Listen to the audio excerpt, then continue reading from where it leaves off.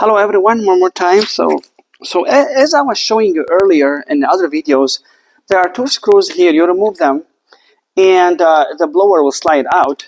So basically there are two screws.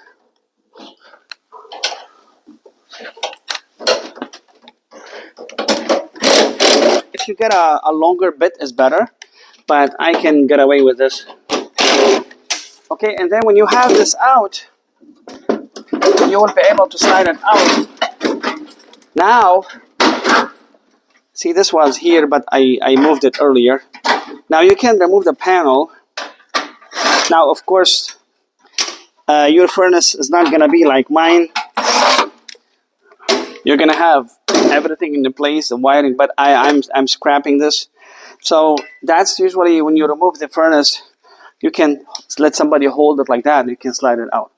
So we're going to take the whole thing out. I'm going to show you how to remove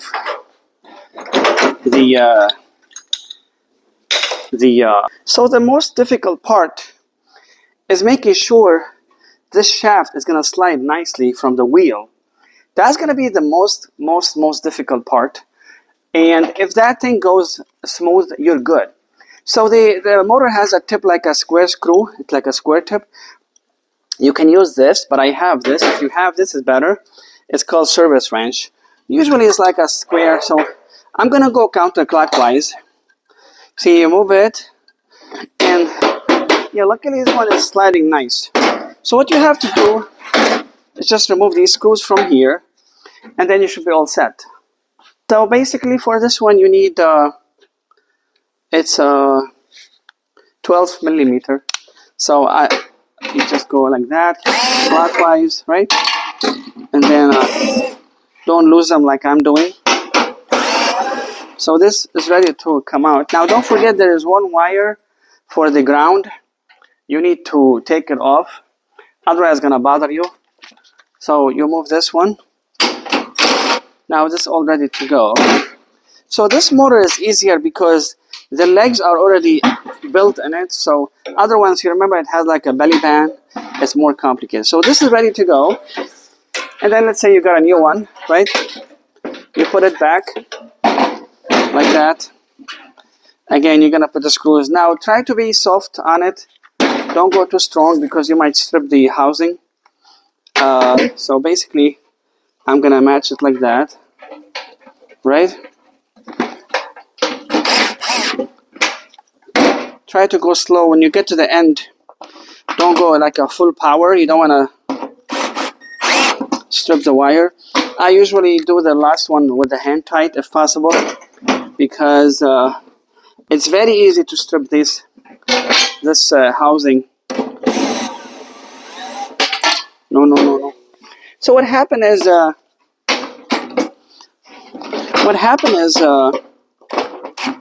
I think this socket is not the best one. So what happened is that when this brand in particular, they make the housing screws very basic. So anyway, so we're gonna deal with it later, but at least you got the idea. Now the thing I want to show you is more important. The most important part is make sure you put the screw on the flat section of the shaft. And then what you need to do, the most important, is you have to balance it, like align it to be perfectly in the middle. Same space has to be in each side. And then in this case, it will never touch the housing, okay? And then now you're gonna go clockwise, right?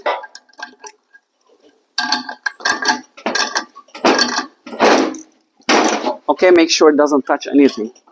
So that's basically what it is. That's all it is. If you want to remove the wheel, let's say the wheel is bad, there are two screws here, and you have to remove this one too, and also one screw here and the other one here. Now this thing can open like that, and then you can remove the wheel and put it back. So that's all for the motor. Next video, we're gonna hit the heat exchanger if you have time to see it. Thank you.